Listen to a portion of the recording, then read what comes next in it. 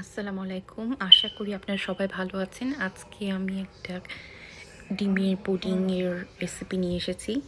আমি এখানে ৩টা ডিম নিয়েছি, ১ মগ দুধ নিয়েছি এবং হাফ কাপ চিনি নিয়েছি। প্রথমে আমি ডিম ৩টাকে ফেটিয়ে নিচ্ছি।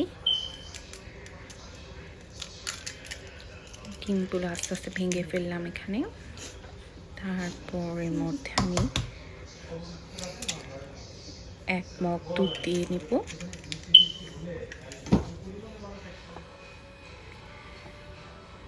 তারপর আস্তে আস্তে দুধটা দেওয়ার পরে আমি হাফ কাপ মতো চিনি দিয়ে নিব।